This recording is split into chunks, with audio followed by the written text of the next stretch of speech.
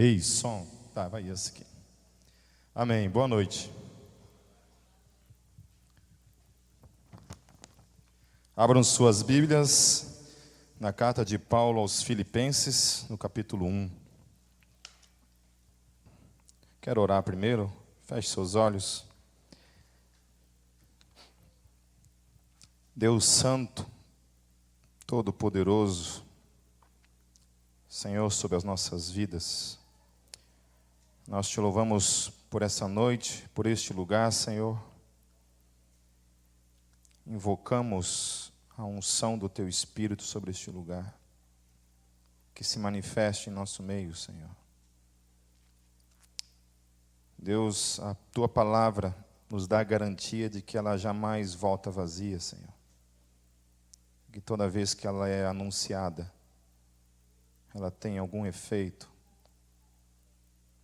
conforme a Tua graça, conforme o Teu amor, a Tua misericórdia e o Teu poder. Tua palavra ainda é o que nós temos de mais poderoso e transformador na nossa vida, Senhor. É a Tua palavra. Nos torne sensíveis à Tua palavra, ao Teu Espírito, Senhor. Nós queremos que hoje, nessa noite, a Tua palavra, Senhor, se faça nova em nosso coração, em nosso espírito. Que ela venha nos renovar nessa noite. Que ela venha nos edificar. Que ela venha nos transformar, Senhor. Em Teu nome, Jesus, que nós oramos. Amém. Amém? Então, mais ou menos quase 2000 anos atrás, quando a igreja se reunia, escondida, fugindo de judeus, fugindo do Império Romano, o que a igreja tinha para consolar e para edificar? A primeira coisa que a igreja não tinha era a Bíblia, né? Ela não tinha hoje essa facilidade que nós temos nas mãos hoje de ter esse livro organizado com seus 66 livros. E hoje nós podemos levá-lo, lê-lo, estudá-lo, aprender acerca daquilo que a história de Israel, a relação de Deus com Israel nos deixou como herança, mas principalmente a história de um homem chamado Jesus, o seu ministério, a sua obra em nossas vidas, e depois então a história da igreja, e aquilo que os seus apóstolos, os discípulos, nos deixaram como herança de ensino.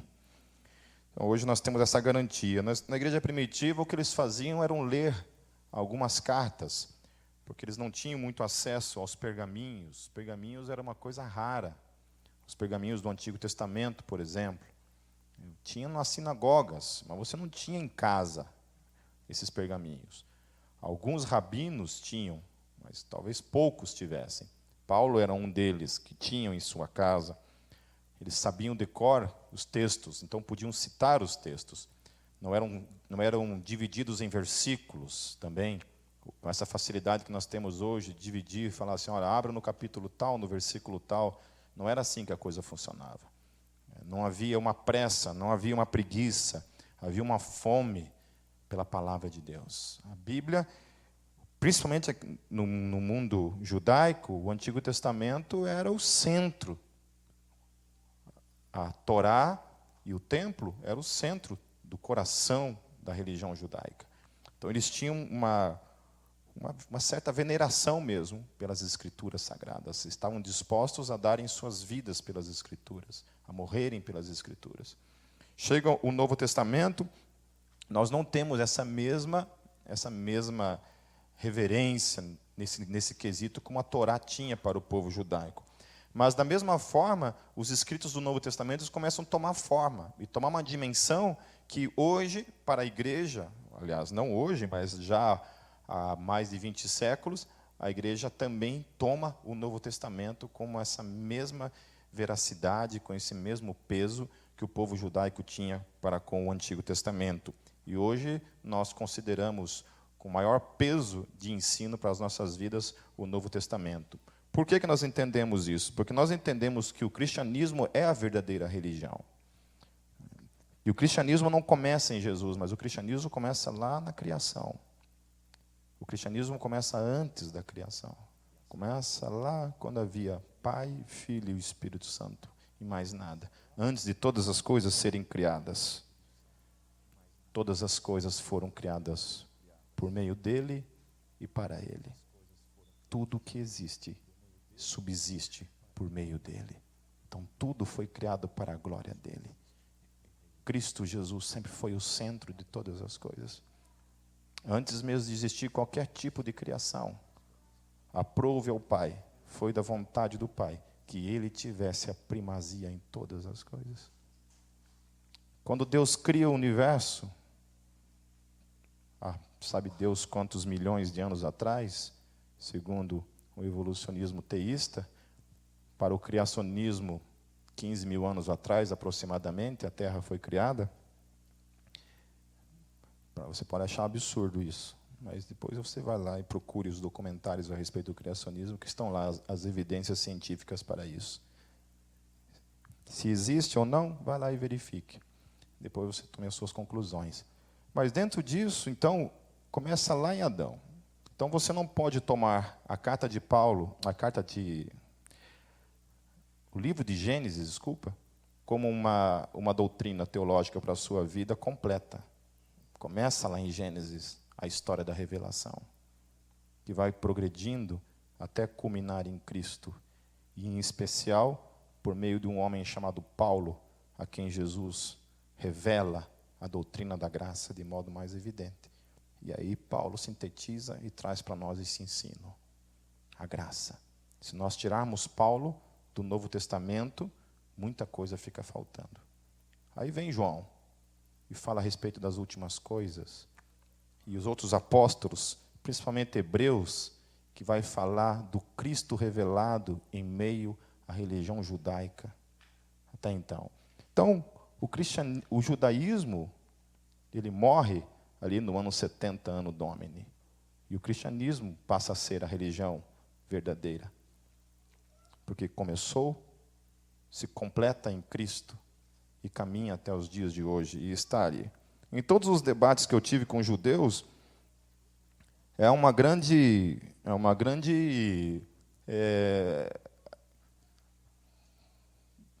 samba. O cara tem que rebolar muito. Tem que se espernear para conseguir explicar como que o judaísmo se sustenta numa religião que não tem mais sacrifício, não tem mais templo. O que é isso, minha irmã? Está se manifestando aí o Exu Catarro aí O desafio que eles têm para nos explicar como é que a coisa funciona a partir do momento em que não há mais sacrifício, não há mais sumo sacerdote e a religião insiste em persistir. Nós sabemos por que a religião judaica deixou de ter a sua devida importância. Quando o templo é destruído, ali Deus deixou claro que aquilo ali tinha acabado, que o templo não era mais o centro da fé, que agora Deus habitava aqui dentro do homem, que o homem agora era o templo do Espírito. Deus falou assim: isso aqui acabou, não há mais nada que separa, o véu foi rasgado. Não havia mais necessidade de você entrar, do sumo sacerdote entrar lá dentro e fazer um sacrifício para que os pecados fossem perdoados. Anualmente isso precisava acontecer. Não, o único sacrifício foi feito naquela cruz. E nunca mais, em mais de 2000 anos de história, nunca mais foi necessário haver um sacrifício por mim e por você. Jesus subiu e completou, consumou a obra que Deus tinha. E aí ele se torna o foco. E o nome dele, então, por causa do nome dele, todos estão debaixo do nome dele agora. Ele é o Senhor absoluto sobre todas as coisas. Todo joelho se dobrará e toda língua confessará que somente Jesus Cristo é o Senhor. Amém? Amém? Então, o templo deixa de ser o centro. E a segunda coisa que deixa de ser o centro é a lei. Porque a graça agora é a língua do reino. A língua do reino agora é a graça. Todos, de todas as tribos, línguas e nações, são abraçados pela graça de Deus. Nada mais separa o homem, a criatura humana, de Deus. Porque a graça agora é capaz de absorver todos. No templo não podia entrar pessoas com defeitos, com máculas, com qualquer tipo de defeito físico não podia entrar. A partir de agora, entra gente feia. Olha aqui. Gente feia de tudo que é espécie. Não é verdade? É. Eu olho, estou vendo aqui. Isso é uma verdade. Então a graça, ela abraça essas pessoas de tudo que é língua, tribo e nação. Quando a gente estava na escola, lá na Alemanha, era muito interessante você ver assim, gente atravessando os oceanos por causa dele. Por causa dele. América do Norte, América do Sul, África, Oceania, Ásia, Europa, todos se locomovem para um lugar por causa dele. Antes Deus era um Deus tribal, apenas ali, agora não. Ele é o Deus da terra. Amém? Se não fosse Jesus, nós hoje estaríamos adorando talvez Thor, Iemanjá, que nem o Dawkins fala, o Juju da montanha, sei lá que diabo é isso, né? Saci Pererê,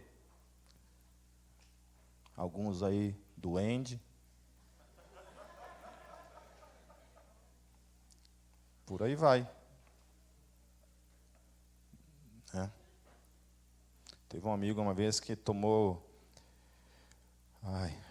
Artânia, que é um comprimido. Quem é farmacêutico? Acho que é isso.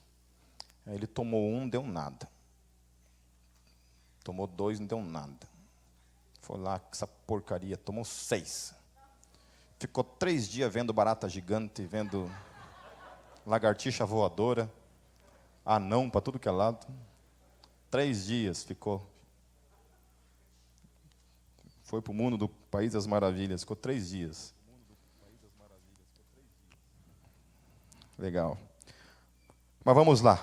A mensagem de Paulo aos Filipenses não vai ter data show, porque nem o data show aguentou o calor hoje. Vamos lá. Capítulo 1. A partir do versículo 1.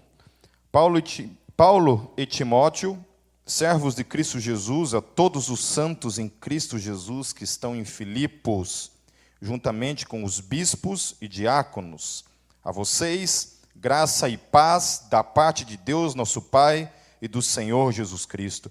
Eu acho tremendo, e vou repetir isso novamente, já falei que eu gosto muito dessa questão do inculcar. É muito importante que você ouça várias vezes a mesma coisa. Essa é a estratégia do mundo. Essa é a estratégia do sistema aí fora. A estratégia é falar a mesma coisa centenas de milhares de vezes para você inculcar essa informação na sua cabeça. Essa é a intenção de toda a propaganda. Essa é a intenção do beijo gay ontem na novela. É fazer você se acostumar com isso. Você abraçar isso. Você achar isso legal. Você achar isso comum. Eu não assisti. Nem vou assistir, não estou curioso para ver. Mas só estou dizendo que essa é a estratégia. A estratégia da novela é fazer as coisas se tornarem comuns. Se tornar comum você trair a sua esposa, se tornar comum você trair o seu marido, se tornar comum você transar antes de casar, se tornar comum você ser um viciado em qualquer coisa desse mundo, se tornar comum você ser uma pessoa insatisfeita com a vida, procurando sempre se alimentar de coisas materiais. Essa é a estratégia desse mundo. Essa é a estratégia desse mundo. Eu, no meu Facebook, lá quando eu abro, há tanta propaganda ali, e eu, por preguiça que eu tenho de lá, de desativar esses troços, né, Mas eu vou ter que fazer isso uma hora. Diz que tem um esqueminha que você vai lá, né? Tira tudo. Piriguete, então, se oferecendo o que mais tem. Cardápio variado, sim. Todo dia. Você abre o Facebook, ele troço lá. Ó, né? Tipo, vem em mim. Né? Toda hora. Então é triste. Hoje está triste o negócio. Você vai para qualquer site. Esses dias eu fui num site gospel lá, para ver umas bandas lá, ouvir umas músicas lá. Também tinha lá umas pirigospel lá. Tinha lá. Então tem para tudo que é lado. Então eu acho interessante isso, quando Paulo começa, ele fala assim, graça e paz da parte de Deus. Amém? Da parte de Deus. Mas Paulo não para aí. Paulo fala assim, e também do Senhor Jesus Cristo. Amém? Paulo não tem nenhum tipo de vergonha e qualquer tipo de intimidação de colocar Jesus ao mesmo pé que o Pai. E falar, a graça e a paz vem da parte do Pai, e a graça e a paz vem da parte do Senhor Jesus Cristo. Amém? Vem da parte do Pai, mas vem também da parte do Senhor Jesus Cristo. Ele também é o Deus de toda a graça e de toda a paz. Amém? Ele também é. Paulo, então, ele também fala sobre uma graça que manifesta uma vida de oração debaixo da soberania de Deus. Olha o que Paulo fala, que eu acho interessantíssimo, a partir do versículo 3 até o versículo 6. Agradeço a meu Deus toda vez que me lembro de vocês, em todas as minhas orações em favor de vocês. Sempre oro com alegria por causa da cooperação que vocês têm dado ao Evangelho, desde o primeiro dia até agora. E olha o que ele fala. Estou convencido de que aquele que começou boa obra em vocês vai completá-la até o dia de Cristo Jesus. Amém. Paulo está convencido, nada o convence do contrário, de que aquele que começa em Cristo, Cristo vai terminar a obra que ele iniciou. Baseado em que esse homem fala com tamanha ousadia? Era a convicção de Paulo, de que uma vez em Cristo, eternamente em Cristo. Paulo não tem uma teologia elástica, Paulo não tem uma teologia negociável, Paulo não tem uma teologia que não se sustenta num Deus soberano, que começa, está no meio e vai terminar a salvação na vida de cada um daqueles que estão em Cristo Jesus. Amém? Paulo não tem uma teologia de que o Espírito Santo fica na porta do boteco quando você entra lá dentro. Que ele sai da sua vida toda vez que você comete um pecado, que você erra, que você falha. Paulo não entende dessa forma. Paulo entende que aquele que começa vai completar. Que nenhum daqueles que é colocado na mão dele irá se perder. Amém? Para mim, é isso, é isso. As pessoas ficam procurando teologias que não te dão garantia de nada. Eu creio que estou salvo em Cristo Jesus, estarei salvo e permanecerei para toda a eternidade. Daí você pode dizer, mas Pipe, se amanhã ou depois você, sei lá, pirar o cabeção e pular fora. Eu nunca estive em Cristo Jesus. Nunca estive.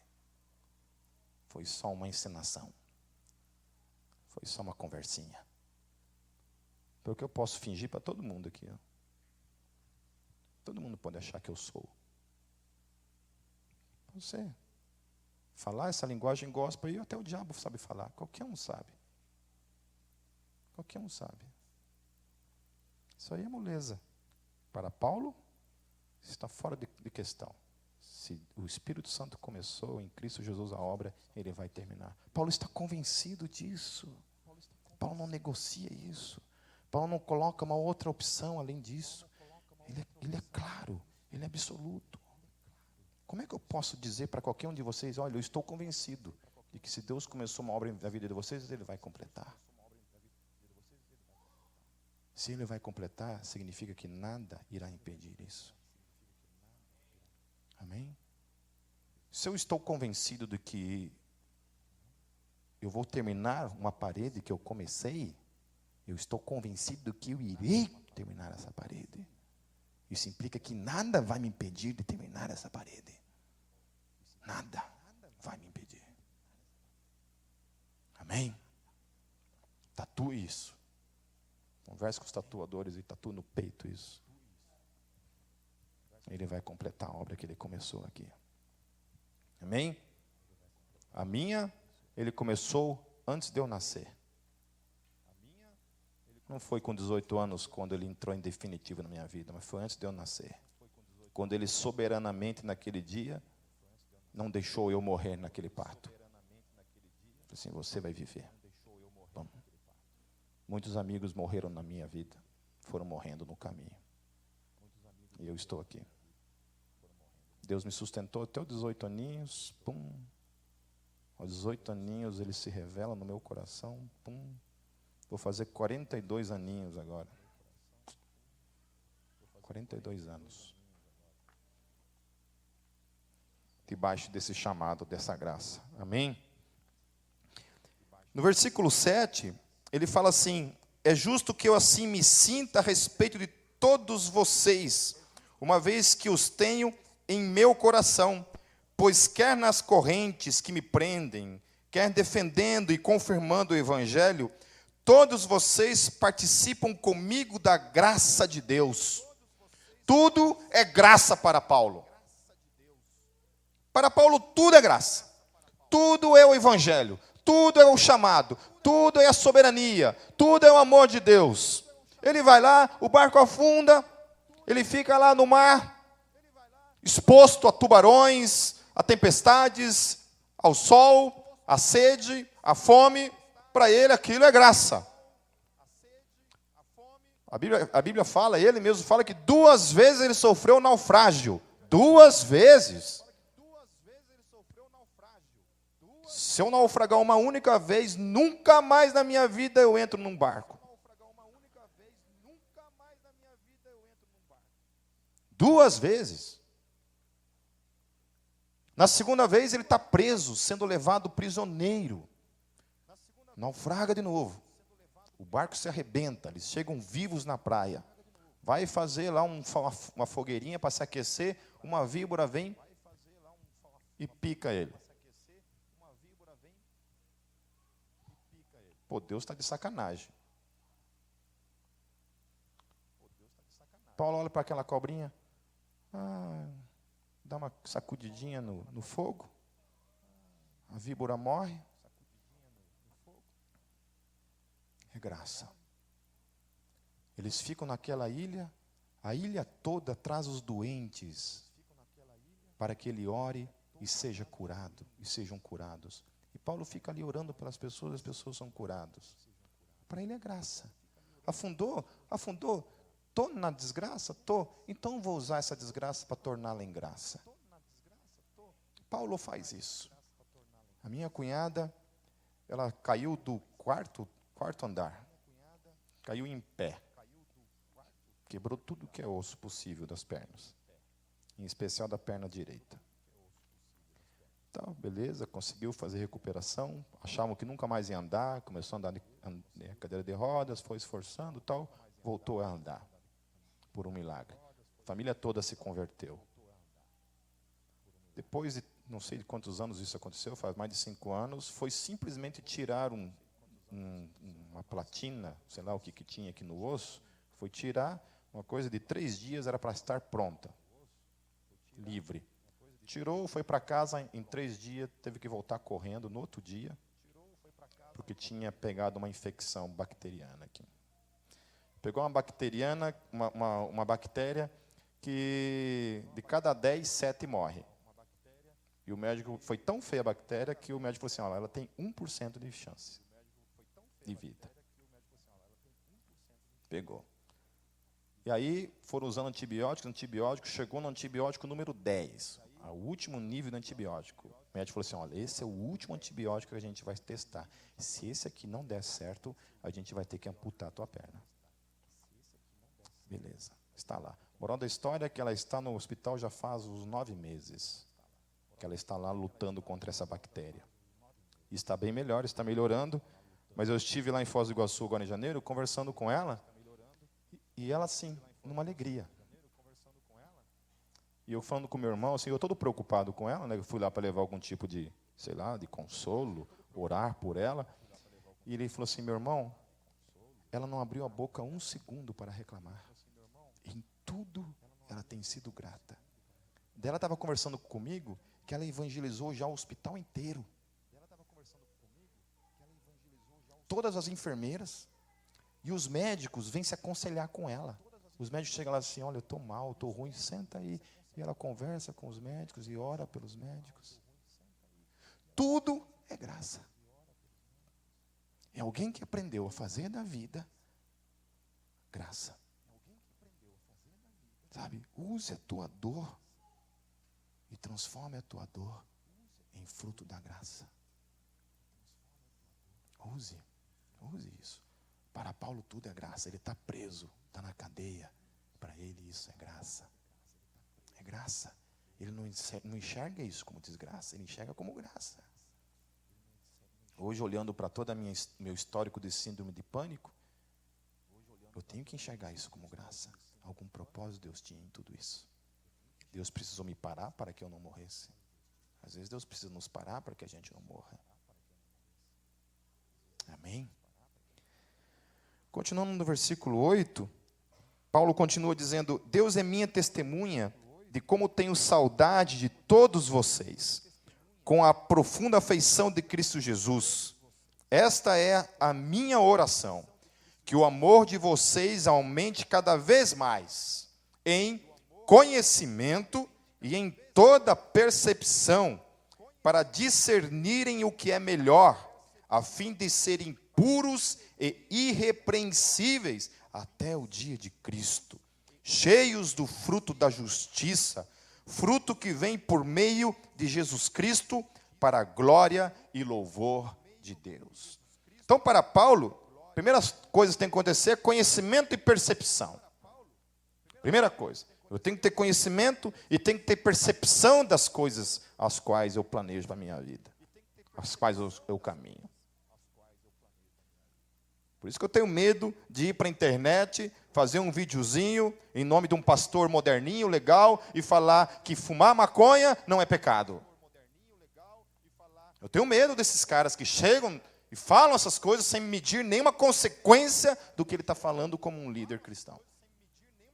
Ou como os Caio Fábio na vida, que chega e relativiza a palavra de Deus, dizendo que ela não tem a devida importância que ela tem. A palavra de Deus é isso. Essa semana mesmo eu debati com um camarada lá, ele falou que a palavra está cheia de erro. Mas se está cheia de erro, meu amigo, qual parte está certa? Qual parte está certa? Não, mas eu creio no Evangelho. Mas qual parte do Evangelho que está certa? Como é que fica isso daí? Então, essa geração é interessante, né? Essa semana eu postei um negócio no Facebook dizendo isso. Que quando eu era jovem, a minha grande preocupação era orar mais, jejuar muito, ler muito a Bíblia, evangelizar mais, aprender a ser um músico melhor, estar em comunhão com a igreja, discipular. A gente ia para o meio do mato orar. Aí me aparece agora uma geração interessada em legalizar a maconha, legalizar o aborto, dizer que transar antes de casar não é pecado, está liberado. O que mais? Defendendo o casamento gay. O que falaram, hein?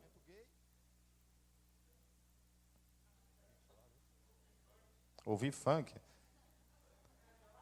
O funk carioca.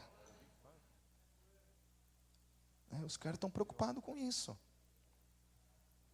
Por que não pega toda essa energia aí revolucionária e faz aquilo que verdadeiramente revoluciona o mundo, né?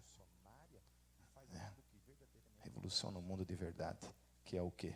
A minha vida e a tua vida com Cristo Jesus. Isso que revoluciona, isso tem o poder de mudar o mundo. Às vezes a gente pode falar assim, mas a religião, depois eu vou chegar lá, então não vou adiantar aqui. Então a primeira coisa é conhecimento e percepção, que leva você a ter discernimento das coisas, para que tendo esse discernimento você seja uma pessoa com o coração puro e irrepreensível. Puro e irrepreensível. A gente precisa ter pureza no coração. E levar uma vida irrepreensível. Agora olha o que Paulo fala. Tudo isso é por meio de Jesus Cristo. Amém? Então Paulo em nenhum momento propõe uma religião fora de Cristo. Padre Fábio de Mello me mandaram um vídeo lá, acho que foi a Rose que mandou lá, ele detonando lá essa idolatria exagerada à pessoa de Maria, e ele falando isso. Achei tremendo o posicionamento dele. Não sei até quando ele vai durar, né? Aí, mulherada solteira aí, ó. Olha aí para o padre Fábio de Mello largar o celibato aí, ó. Se eu fosse mulher solteira, eu já estava lá na porta dele lá. E ele falando ousadamente, quem salva é Cristo Jesus, Jesus é o centro, é Ele, é Ele, é Ele, é Jesus, é Jesus. Não façam comparações, não colocam no mesmo nível de igualdade. Ele é o centro, Ele é. Para Paulo, então, é essa, a religião cristã se centraliza numa pessoa, um homem, Deus, chamado Jesus Cristo. Ele é o centro. Então, Ele é esse agente de transformação que gera a mim um coração puro e uma vida irrepreensível. Amém? Então, por isso que para Paulo, não há segredo dessa vida transformada pelo Espírito Santo que ele começa e vai terminar. Porque quando é Cristo que transforma a minha vida, há essa mudança radical. Agora, quando Jesus não está em mim, é só eu me fazendo um esforço lascado para ser uma coisa que eu não sou. Que é um homem nascido de novo. Meu pastor uma vez disse isso. Falou assim, as igrejas estão cheias de gente querendo ser cristão sem nunca ter nascido de novo. O novo nascimento em Cristo Jesus é o agente suficiente que age e nos leva a essa mudança. O cristianismo não é um manual que você pega e fala, vou ser cristão, decido ser cristão. Você não decide nada. Só há alguém que é capaz de produzir a vida cristã em mim, em você. E esse alguém é Jesus Cristo. Quando Ele vem habitar dentro de mim, dentro de você. O Espírito Santo é esse agente enviado para habitar em mim, em você, que nos leva a essa mudança radical. Então é por meio de Jesus Cristo. Paulo ele fala assim, quero que saibam, irmãos, que aquilo que me aconteceu tem antes servido para o progresso do Evangelho. Amém? Então a gente tem que avaliar nossa vida desse ponto de vista. O que acontece na minha vida progride para o Evangelho? As minhas escolhas diárias progridem para o Evangelho? Todas elas progridem para o Evangelho? Meu namoro, meu casamento, meu trabalho, os meus estudos. Essa quarta-feira eu fiquei sabendo de um cara aqui que era membro da igreja, foi fazer uma faculdade, surtou, apostatou. Não quer mais saber de igreja, não quer mais saber de Bíblia. Para ele tudo é dinheiro. Parece que nunca frequentou essa igreja. Dinheiro aonde? Só se alguém está roubando aqui que eu não estou sabendo. Vou ter que colocar uma câmera em cima dos diáconos aqui quando vou mexer naquela caixinha, porque só pode ser então. Dinheiro da onde? Se aqui dentro ele viu isso daí, imagine lá fora. Imagine se ele for na 7 de setembro. Tem um infarto ali, ó. Onde é que está isso? Então, serve para o Evangelho? Progride para o Evangelho? É isso. A nossa vida tem que ser culminada para o Evangelho. O Evangelho é o centro. Pense sempre nisso. No meu trabalho, seja lá, o teu trabalho seja um agente em que o Evangelho cresça. Eu acho muito legal isso no estúdio do Charlie, no estúdio do Christopher, no estúdio do Velho, no estúdio dos outros tatuadores aqui, que são agências do reino. Amém? Nas lojas onde você trabalha. Quando eu dava aula de guitarra, a minha sala de aula era uma agência missionária do reino de Deus. Amém? O teu trabalho é a tua agência missionária, o teu campo missionário é o teu trabalho. Tua escola, tua faculdade, tua casa, sei lá onde, dentro do ônibus. Eu já falei para vocês que todo final de semana eu e meu amigo Fábio pegávamos um violão e íamos de Foz do Iguaçu até Santa Terezinha tocando. Cátia Barney, Oficina G3, Rebanhão, Catedral, Irmãs Falavinha e mais algumas coisinhas lá. A gente ia de Foz do Iguaçu cantando dentro do ônibus, assim, e dando panfletinho. Aqueles panfletinhos com flores, assim, da Assembleia de Deus, então daqueles lá. A gente não sabia fazer panfleto de metal, então era aquilo mesmo. E assim, aí ia para a casa dele, na volta, mesma coisa, a gente vinha tocando lá. Eu e ele. Ele era desafinado com uma desgraça, né? E eu com essa minha voz linda, maravilhosa, então imagina a tragédia. Mas os caras se convertiam só para a gente parar de cantar. Os caras falaram assim, ó, se eu aceitar Jesus, você para de cantar? Eu falei, paramos. Então, entra na minha vida, Jesus. Daí a gente orava para os caras, a gente parava de cantar, estava ganha a viagem. É uma boa estratégia, gente. Uma boa estratégia. Mas é isso, fazer do seu trabalho. O Ângelo se envolveu com jiu-jitsu, com academia, está pensando em montar um ministério, já começou, já evangelizou umas pessoas, trabalhar com academia, ir lá, pregar o evangelho para os lutadores. É isso aí. Os gogotanos saem por aí, vão lá nos motoclubes, né? Vão aí nos encontros, vamos lá, pregar o evangelho. É isso aí. Aonde você estiver, pregue o evangelho. Seja um agente do reino. No versículo 13, como resultado, tornou-se evidente a toda a guarda do palácio e a todos os demais que estão na prisão por causa de Cristo. Olha só o cara. O cara vai preso e o cara evangeliza toda a guarda pretoriana. Os pretorians. Então, vamos lá. Os guardas estão lá. Paulo olha para a prisão. Já que eu estou aqui, não tenho para onde ir, então vamos lá. Ele evangeliza todos os guardas. Ele evangeliza todos os presos. Ele evangeliza o carcereiro. Ele evangeliza todo mundo. Não tem problema. Vamos lá. E prega o evangelho.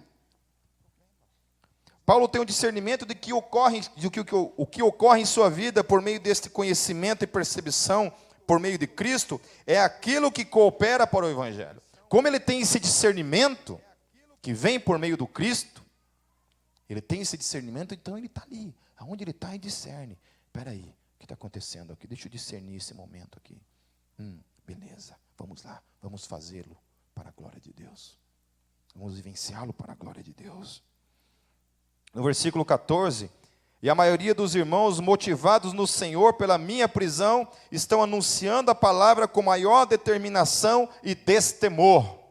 Amém? Então está lá a minha cunhada, lá naquele hospital, do jeito que está, tiveram que remover o osso da perna, então a perna dela está desse jeito, não tem osso.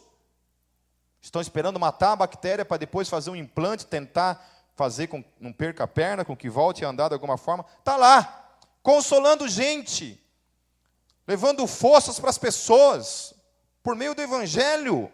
Porque é isso, é alguém que está usando a sua dor para fortalecer a vida dos outros. É alguém que faz da sua sombra um lugar de descanso para as pessoas. Amém? Às vezes a gente é esse bicho, né, que só leva sol para as pessoas. As pessoas estão lá no descanso, a gente chega lá, pesa. A hora que entra assim, o ar pesa. A hora que chega aquela nuvem negra, assim, chovendo em cima do cara. Cai raio. Tinha um camarada aqui na igreja, que ele comprou uma moto. A moto dele furava o pneu 2 vezes por semana. Às vezes furava 2 vezes por dia. Ele vendeu a moto nunca mais furou o pneu. Vai dizer que essa criatura é abençoada. Então é isso. O que acontece? Aonde vai aquele peso? Tinha uma irmãzinha que, olha, gente, depois que ela casou, eu acredito que qualquer criatura na face da terra case. Olha, imagine alguém feinho, mas multiplique isso. O infinito 2 vezes. E além dela ser não muito bonitinha, segundo os meus padrões, tá? Meus padrões, tá aqui, ó. Moreninha, dos olhos verdes, meio índia, né? Dia 21 agora vai fazer 16 anos de casado. Você foi abençoada, hein, minha filha? E aí, toda vez que eu chegava na igreja, eu falava assim: ei, minha irmã, como é que você está? Ela, nossa, daí chegou um momento que eu nem cumprimentava mais ela, só de longe, assim, porque não tinha, a pessoa só sabia reclamar da vida, a pessoa não sabia louvar a Deus. Eu cheguei lá no hospital com a minha cunhada, achei que ela fosse, sei lá, tá lá numa depressão, num buraco, num vale. Chego lá, a mulher está com um sorrisão. Mi, ela me chama de Mi. Mi, que bom te ver. Como é que você está? Eu estou bem. Estou na luta aí. Quando eu entrei na presença dela, eu até descansei assim, sabe? Cheguei todo tenso, com medo, receoso. O que eu vou falar para essa mulher que está aqui há 9 meses já, passando pelo que está passando? No mesmo hospital, uma semana depois, uma amiga minha com 38 anos de idade morreu de câncer. Câncer de mama. Vocês ficam espertos aí. Ficam espertos com esse coração amargo aí, cheio de amargura. Sabe? Fiquem espertos com essas coisas. Fiquem espertos. Sabe? Liberem seus corações para viver uma vida de graça, uma vida de amor, de paz, de perdão. Então, Paulo lhe dava esse exemplo que fazia as pessoas, então, a viverem, a se inspirarem nele, a lutarem, a continuarem em frente, mesmo diante de tanta perseguição. Para Paulo, ele dava o seguinte exemplo para mim e para você. Se ele suportou, eu e você também podemos suportar. Se a minha cunhada está lá naquele hospital 9 meses, suportando o que está, com alegria e glória no coração, eu e você também podemos suportar. Os santos de Deus são levantados para nos dar o exemplo, para nos ensinar isso, que se eles suportam, nós também podemos suportar. Se não, vamos pegar o Antigo Testamento, rasgar e jogar tudo fora. Vamos pegar a história de Jó, rasgar e jogar fora. Porque para que serve, afinal de contas? Para mostrar que uma única pessoa pode passar pelo que passou? É só para isso? Se isso não serve para me animar e me desafiar quanto à minha fé, para que serve então? Para que serve todas as cartas de Paulo e o seu ensino quanto ao sofrimento? No versículo 15, estou quase terminando, gente. Em verdade que alguns pregam a Cristo por inveja e rivalidade, mas outros o fazem de boa vontade. Estes o fazem por amor, sabendo que aqui me encontro para a defesa do Evangelho. Aqueles que pregam a Cristo por ambição egoísta, sem sinceridade, pensando que podem causar sofrimento enquanto estou preso. Mas o que importa? O que importa é que, de qualquer forma, sejam por motivos falsos ou verdadeiros, Cristo está sendo pregado. E por isso me alegro. De fato, continuarei a alegrar-me, pois sei que o que me aconteceu resultará em minha libertação, graças às orações de vocês e auxílio do Espírito de Jesus Cristo. O foco de Paulo não permite que nada lhe tire deste foco. Não há distrações, só há a convicção de uma consciência limpa diante de Deus, que enxerga a vida apenas como um lugar onde Cristo deve ser glorificado, mesmo em meio às suas cadeias. Para Paulo, os caras estão lá pregando por inveja, falando mal dele pelas costas, ele não está nem aí, porque ele tem o foco. Paulo está focado. Está todo mundo falando mal dele pelas costas, o mundo está desabando, mas ele está focado em Cristo. Quando eu vejo gente desistindo de ministério, desistindo de igreja, desistindo de casamento, desistindo de tanta coisa, por causa dessa falta de foco. Falta de foco. Eu tenho que estar focado. O meu foco. Aonde está o meu foco? Entre eu e essa cerca, esse abismo que me separa da derrota, do naufrágio, da separação, entre aqui e isso aqui, existe Deus, existe minha esposa, existe meu filho, existe meus amigos, existe meu ministério, existe minha igreja, existe a minha hombridade como homem que sou. Existe mais uma série de coisas que coloco aqui. Parece que tem gente que não tem isso, parece que a vida dele é aqui. Parece que Deus, casamento, filhos, ministério, igreja, está tudo aqui, na beira. Na beira. Qualquer coisa, vai.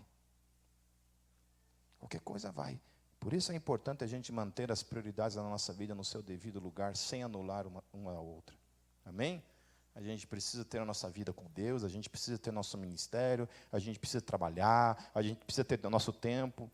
Eu de manhã é o meu tempo comigo mesmo. É o tempo que eu acordo e eu vou ter meu tempo comigo mesmo, meu tempo com Deus. Esse é meu tempo.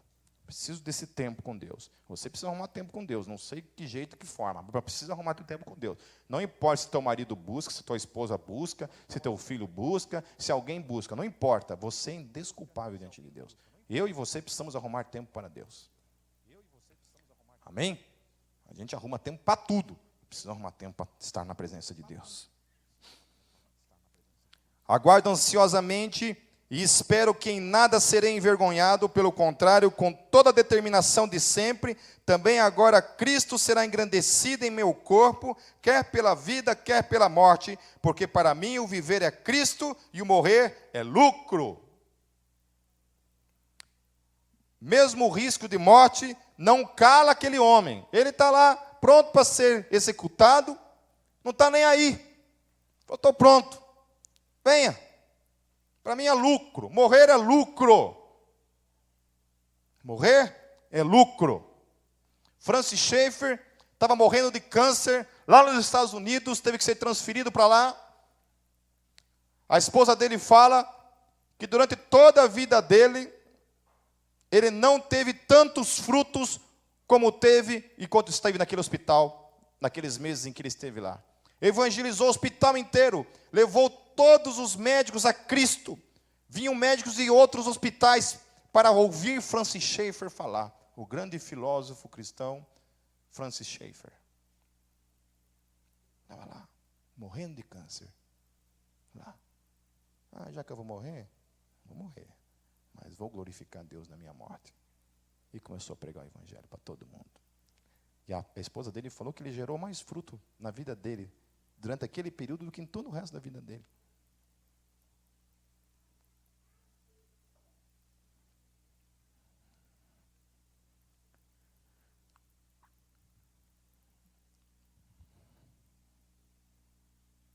Caso continue vivendo no corpo, terei fruto do meu trabalho e já não sei o que escolher. Para Paulo, escute bem isso.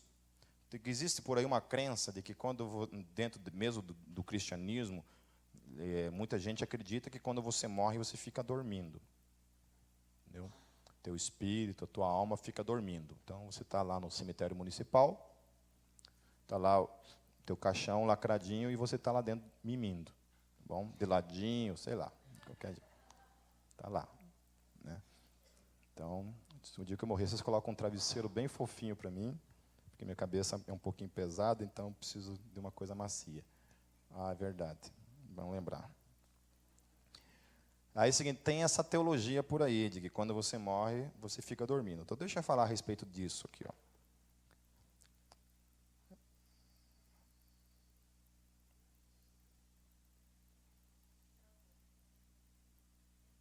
Acho que eu pulei a parada aqui. Está lá. Caso continue vivendo o corpo, terei fruto do meu trabalho e já não sei o que escolher. Para Paulo, consiste em gerar fruto. A vida consiste em gerar fruto. Não há tempo para se perder, não há tempo para ser gasto em picuinhas, não há tempo para se preocupar com a opinião alheia dos invejosos e dos que falam mal dele, não há tempo para se fazer de coitadinho, só há tempo de discernir e continuar em frente por meio de Cristo. Só há tempo para isso. Para Paulo não há tempo de mais nada. Não há tempo a ser perdido. Amém? Aí ele fala assim, ó, estou pressionado dos dois lados, desejo partir e estar com Cristo, o que é muito melhor. Contudo, é mais necessário por causa de vocês que eu permaneça no corpo. Agora olha só, Paulo não teme a morte e a vê como algo muito melhor que a vida. Para Paulo, a morte era um tipo de promoção, pois morrer era estar com Cristo. Amém? Para Paulo não tinha esse negócio de ficar dormindo. Morreu é estar com Cristo. Agora o que é interessante, ó, isso desfaz por completo qualquer noção de uma alma dormindo e absolutamente afirma que a morte é partir. Partir, galera. Se eu fico dormindo, fico não é partir. Amém? Ficar não é partir. Eu vou partir. Parti, ó. Eu estou aqui. Eu parti? Coisa nenhuma. Só se foi através de um outro partir aí. Que tem uns caras que partem também, né? Bum. Volta, né? Só se for isso. Então Paulo fala partir. Partir é sair, vazar. Era estar. Morreu, parte. Não fica no municipal. Parte. Vaza. Vai para estar com Cristo. A não ser que Cristo está ali no cemitério. É o que esses caras estão querendo me dizer. Você está dormindo, então Jesus também está lá. Dormindo lá no cemitério também. Está lá, cuidando de você. Assim. Dorme, neném. Dorme. Não é um estado inanimado de sono, é estar com Cristo. Amém? Continuando rapidinho, gente. Convencido disso, sei que vou permanecer e continuar com todos vocês para o seu progresso e alegria na fé, a fim de que, pela minha presença, outra vez a exultação de vocês em Cristo Jesus transborde por minha causa. Paulo é a sombra de descanso para a família de fé. Versículo 27, eu peguei lá de João Ferreira de Almeida, que eu acho que tem uma palavra mais interessante. Fala assim: somente deveis portar-vos dignamente conforme ao Evangelho de Cristo. Amém? Eu e você temos que nos portar conforme o Evangelho determina. E aí eu fiz uma coisa interessante aqui. Ó. Eu quero trabalhar com 2 frases para encerrar o que a gente está falando aqui. Tá bom? Daí domingo que vem eu continuo. Diz assim, por exemplo, você escuta 2 frases que eu quero tratar aqui. Primeira, gente que se porta como cristão e não é cristão. Vocês já ouviram essa frase? Né? Tá certo? Gente que se porta como cristão, mas não é cristão. Ou, e tem gente que vive é muito mais cristão do que alguns cristãos. Sabe por que você escuta esse tipo de coisa? E de onde vem esse tipo de coisa? De onde que vem essa conversa de gente que se comporta como mais cristão do que os próprios cristãos? Pensa comigo um pouquinho. Mata essa charadinha. Por que as pessoas dizem isso? Da onde elas chegam a essa noção de que aquela pessoa vive uma vida cristã mais do que um cristão?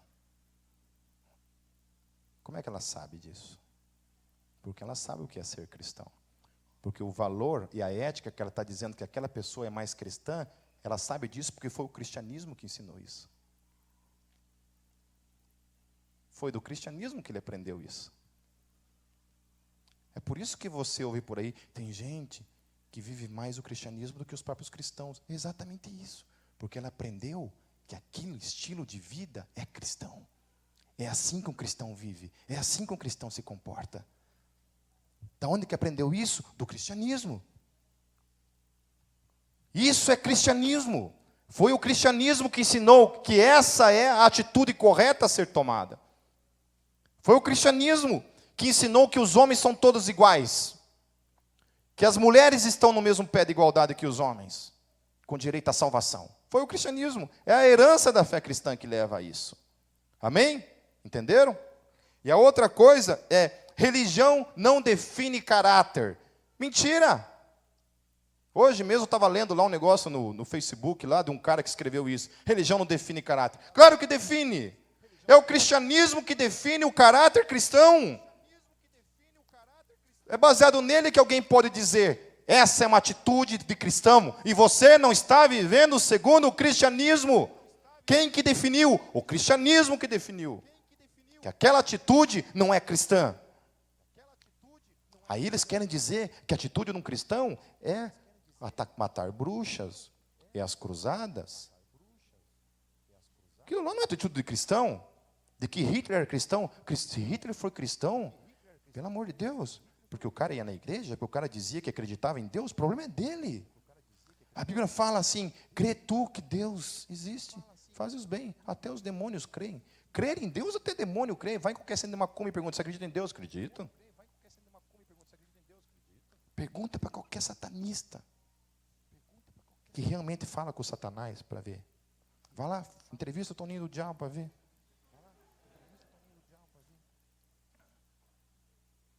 É por causa disso. E eu quero encerrar com os versículos 29 e 30. Desculpa, demora, gente. A minha introdução ficou mais comprida que a palavra. Versículos 29 e 30. Diz assim, pois a vocês foi dado o privilégio. Aleluia! Amém? A vocês foi dado o privilégio. Fala para o seu irmãozinho que está do seu lado aí. A você foi dado o privilégio. Eu sei que vocês não gostam dessas coisas, porque isso aí parece meio jacu da igreja, né? Na minha igreja, a gente tinha um momento lá, na minha antiga igreja, no sábado à noite, que cantava aquela música assim: quero que valorize o que você tem. Você é um ser, você é alguém tão importante para Deus. Aí a gente tinha que se levantar e sair abraçando a igreja inteira, assim, cantar, olhando nos olhos um do outro. A coisa mais jacu da face da terra. Mas a gente fazia, não dava nada. Vamos cantar aqui, vamos fazer isso aqui agora? Vamos? Tá, sai fora. Então, foi dado o privilégio de duas coisas. Não apenas crer em Cristo Jesus. Não apenas crer em Cristo Jesus, mas também crer em Cristo Jesus. Crer em Cristo Jesus é um privilégio, aleluia. Amém? É um privilégio. Crer em Cristo Jesus, Paulo está falando. É um privilégio não crer em Buda. É um privilégio não crer em Krishna. É um privilégio não crer no Allan Kardec. É um privilégio não crer no Toninho do Diabo. É um privilégio não crer no Henrique Cristo. E ser jacu. Que nem aquelas... Como é que é o nome? É Henriquetes. As Henriquetes. Mas olha o que Paulo fala. Foi dado. Olha só. Foi dado o privilégio. O privilégio não foi alcançado por você, no sentido das suas próprias forças. Foi dado. Eu dei o convite. Foi um privilégio para você, mas foi Ele que deu. Crer em Cristo Jesus é um privilégio dado pelo próprio Deus a você. E você só crê porque Ele te deu o privilégio de crer. Se você não crê, é porque você não tem esse privilégio.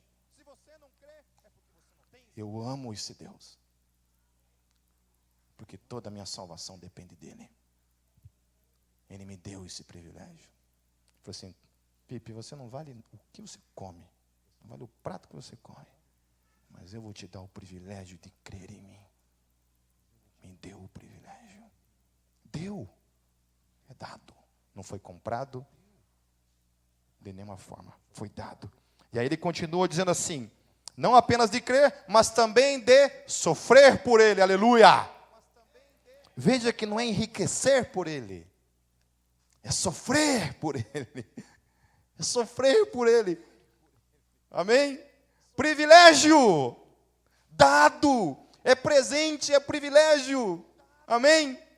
Eu sofro. Ó Deus, obrigado por esse privilégio de sofrer por causa do Senhor. Obrigado porque eu tenho essa desgranhenta, dessa síndrome de pânico, Senhor. Obrigado porque tudo que acontece na minha vida é um privilégio da sua graça na minha vida. Amém? Privilégio. Dado. Presente. Aê! Sofra um pouquinho como um privilégio da graça de Deus. É por isso que no cristianismo não existe essa incompatibilidade que muita gente quer ver entre fé e sofrimento. Pelo contrário, é uma coisa só. Sofrer e crer é uma coisa só. Anda junto. É um privilégio dado. Eu sofro e creio. Amém. Mas, Pipe, como você pode acreditar em Deus vendo tanta desgraça nesse mundo? É privilégio. Ah, é porque você não está na pele dele. Ah, é? Você acha que são os outros que sofrem? Todo mundo sofre, de alguma forma. Eu acho muito legal, eu gosto muito de gibi. E teve uma conversa entre o Robin. Conhece o Robin? DC Comics? Alguém conhece o Batman aí? Então o Robin foi conversar com o Batman. E o Batman é meu herói preferido. De ficção, tá? Jesus não é ficção. Ou é melhor o Robin do que o Capitão Gay, né? Que era o Jô Soares na época lá. Então o Robin chegou para o Batman e falou assim... O Batman perguntou para ele: como é que você está, Robin? Ele falou assim: não estou bem. Daí ele falou assim, mas o Robin, já conhecendo o coração do Batman, né, que é duro, falou assim: mas os meus problemas são muito pequenos. E o Batman responde para ele assim: não, eles não são pequenos. Eles são a dimensão exata que você tem que vivenciar e experimentar. Nenhum sofrimento é maior ou menor do ponto de vista filosófico. Porque é você quem tem que lidar com ele. O sofrimento é teu. Para o outro é fácil dizer, sempre pouquinha coisa. Não é, porque cada um sabe o que acontece aqui dentro. Então o desafio é o mesmo. Aí você vê uma menina naquele vídeo que eu mostrei esses dias, com uma doença incurável, cheio de feridas. Não pode nem dormir direito porque cola tudo no corpo dela de manhã, ela sangra tudo, as feridas. E aquela menina começa a glorificar a Deus no meio de tanta dor e sofrimento, e tem a coragem de falar que se Deus me deu isso, Ele sabe que eu tenho forças para suportar. Graça, fruto da graça de Deus na vida dela. Amém? É graça. Aprendamos a depender dessa graça na nossa vida, amém? E tornar nossa dor em louvor e adoração ao nosso Deus. Amém? Todos nós temos nossos problemas e nossas lutas. E a grande pergunta de Deus para mim e para você hoje é: eu e vocês iremos louvar a Deus por meio disso? Fazer disso o nosso ministério, a nossa luta, aonde a gente estiver, glorificar a Deus por meio disso. Vamos fechar nossos olhos. Vou chamar o pessoal da ceia para ficar aqui na frente.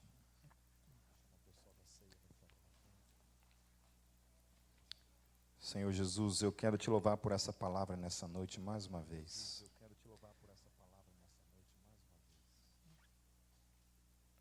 Deus, obrigado pela vida de Paulo, que hoje está com o Senhor. Obrigado pelo exemplo que ele nos deixou, o ensino dele. Obrigado pela revelação que o Senhor nos trouxe por meio da vida dele. Obrigado porque esse homem foi um exemplo de um homem que fez da sua vida uma vida de amor, uma vida irrepreensível, de servidão, louvor e glorificação ao teu nome, Senhor. Senhor Jesus, a tua palavra está dizendo que crer é fruto, é um dom que é dado pelo Senhor. Que o sofrimento é dado, o privilégio de sofrer por meio do teu nome. Tudo na nossa vida é um privilégio, Senhor. E nós queremos aprender, Senhor Jesus, a discernir as coisas conforme a tua palavra diz, Senhor. A discernir por meio de Cristo, Senhor, e entender, compreender, Senhor Jesus. Para que a gente possa viver essa vida de louvor e adoração. Sabe, essa vida contagiante que Paulo tinha, Senhor, que não importa a dificuldade, a luta, o desespero aparente, Senhor, em tudo ele conseguia alcançar graça para fazer de todos os momentos da sua vida um momento de pregação, de anúncio do Evangelho, Senhor. Que o nosso sofrimento, que a nossa dor, que a nossa luta, que a nossa alegria, que a nossa vitória, em todo momento da nossa vida, Senhor, seja vivido para a glória do teu nome. Em teu nome, Jesus. Senhor, agora eu quero consagrar esses alimentos ao Senhor. Pedir que o Senhor os abençoe. Em teu nome, Jesus. Amém.